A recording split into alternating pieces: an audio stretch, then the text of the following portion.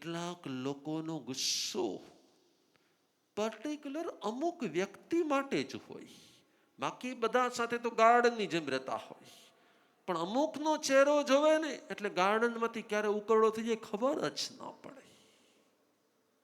શું કામ?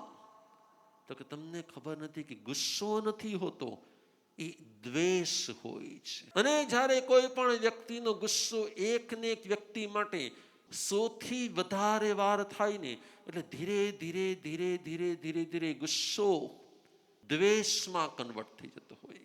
અને એકવાર કોઈ વ્યક્તિ માટે તમારી અંદરમાં દ્વેષ થાય ને પછી સામેવાળી વ્યક્તિ ગમે એટલું સારું કરે ને, કદાચ તમારી માટે ગમે એટલો ભોગ પણ આપે ને, પણ તમારી અંદરમાં છાપ પડી ગઈ હોય કે ના એ તો આમ જ છે, એટલે એ છાપને કારણે સામેવાળી વ્યક્તિ ગમે એટલી સારી હોય ને તો પણ તમને એની માટે પોઝિટિવ ફિલિંગ્સ આવે કે નેગેટિવ ફિલિંગ્સ આવે?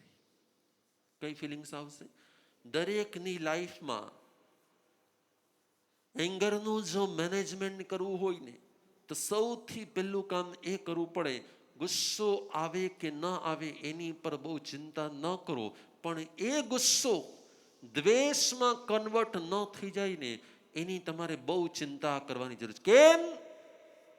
કેમ કે ભગવાન કહે છે કે ગુસ્સો કદાચ ભવ પૂરતો અસર કરે છે, પણ દ્વેષ ભવો ભવ સાથે આવતો હોય છે.